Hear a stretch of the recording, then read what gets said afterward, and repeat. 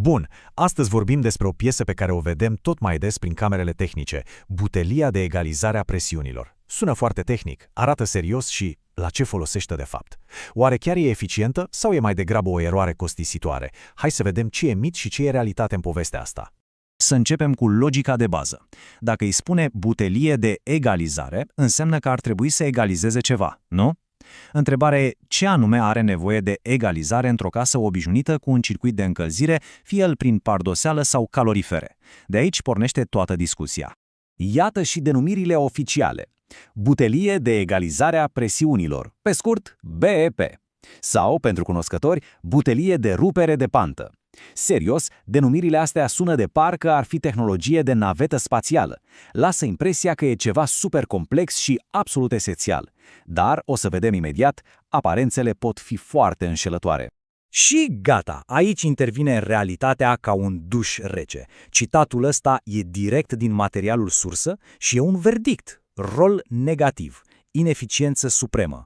Cascadarea ineficiențelor nu sunt doar niște cuvinte aruncate, ci descriu exact problema. Practic, de aici începe cu adevărat discuția noastră. Ok, hai să intrăm în pâine și să demontăm primul mit. Ideea asta că într-o casă e neapărat nevoie să egalizăm ceva. Să vedem de ce premisa asta e de fapt complet greșită din start. Păi, să luăm opțiunile la rând. Egalizăm presiunea? Nu. Pompa din centrală sau din pompa de căldură se descurcă excelent singură. Temperatura? Nici vorbă. Asta e treaba automatizării, a termostatului. Antigelul cu apa? Să sperăm că nu. Aia ar însemna o defecțiune. Sau poate, cine știe, forțele oculte din instalație? Mă îndoiesc. Răspunsul la întrebarea ce egalizăm este de fapt nimic. Absolut nimic. Și atunci, ce face faimoasa rupere de pantă? Păi să ne imaginăm instalația ca un circuit simplu și închis. Pompa împinge apa care circulă firesc prin țevi. E un echilibru natural. Ei bine, BEPS-ul vine și dinamitează echilibrul ăsta. Pur și simplu rupe circuitul direct și eficient, creând două circuite separate și o problemă care inițial nici măcar nu exista. Acum ajungem la partea care doare cel mai tare. Buzunarul. Pentru că butelia asta de egalizare nu e doar inutilă într-o casă. E activ dăunătoare eficienței. Generează o reacție în lanț a risipei, o adevărată cascadă a ineficienței. Să vedem exact cum se întâmplă fenomenul ăsta. Uite un ciclu energetic de-a dreptul absurd. Pasul 1, sursa de căldură, fie ea pompă de căldură sau centrală, consumă energie, curent sau gaz ca să încălzească apa, să zicem, la 60 de grade. Pasul 2, apa asta fierbinte ajunge în butelie unde se amestecă cu apa rece de pe retur și, evident, se răcește. Pasul 3, acum intră în scenă a doua pompă, cea din grupul de amestec, care consumă și ea curent ca să ia apa asta, deja răcită, și să o aducă la temperatura necesară în pardoseală, adică 35 de grade. Pe scurt, plătim o dată să încălzim și apoi mai plătim o dată să răcim. E definiția a risipei. Descrierea asta din sursă e pur și simplu genială. În loc de un flux de apă cursiv, coerent, controlat, obținem o apă amețită, amestecată, bulversată hidraulic, un fel de haos energetic în care controlul se pierde complet, iar eficiența dispare. Iar graficul ăsta arată consecința în cifre. E foarte simplu. Bara din stânga, eficiența unui sistem simplu, direct, e maximă. Bara din dreapta, sistemul cu butelie și grup de amestec, s-a prăbușit.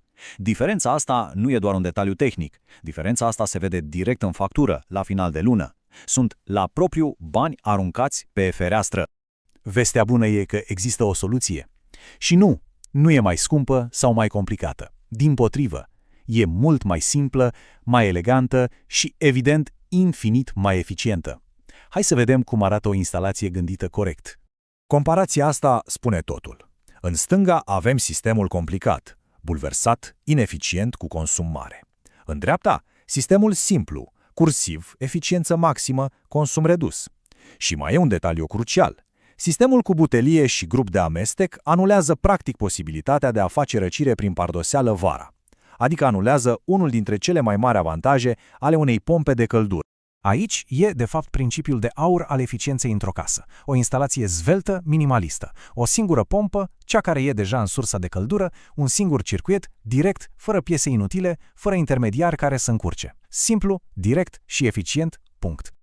Acum, ca să fim complet corecți, butelia de egalizare nu a fost inventată degeaba. Are și ea un rol, unul foarte important, dar într-un cu totul alt context, unul industrial sau comercial. Să vedem așadar unde chiar își are locul. Să ne gândim la un hotel, o hală industrială, o clădire mare de birouri. Acolo, aceeași sursă de căldură trebuie să deservească în același timp consumatori cu nevoi complet diferite. Unii vor apă la 90 de grade pentru perdele de aer, alții la 70 pentru ventiloconvectoare, alții la 60 pentru calorifere și așa mai departe. O casă, pur și simplu, nu are această complexitate. În acest scenariu complex, butelia de egalizare devine un fel de distribuitor central. Ea separă hidraulic circuitul principal de multiple circuite secundare. Astfel, fiecare circuit, cu propria lui pompă și propriile nevoi de temperatură, își poate lua energia de care are nevoie fără să le deranjeze pe celelalte. Este piesa corectă, dar în puzzle-ul corect. Puzzle-ul unei case este însă mult mai simplu.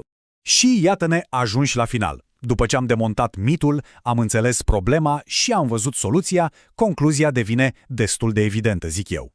Reluăm citatul ăsta pentru că este cel mai direct și onest verdict posibil. Într-o instalație rezidențială modernă gândită pentru eficiență, care folosește o pompă de căldură sau o centrală în condensare, butelia de egalizare a presiunilor pur și simplu nu are ce căuta. Așa că încheiem cu o întrebare de reflexie. Merită să aruncăm o privire în camera tehnică și să ne întrebăm: instalația de acasă este construită pentru eficiență, este zveltă și cursivă, sau este, fără să știm, o cascadă de ineficiențe care ne costă bani în fiecare zi de funcționare? Alegerea ar trebui să fie simplă.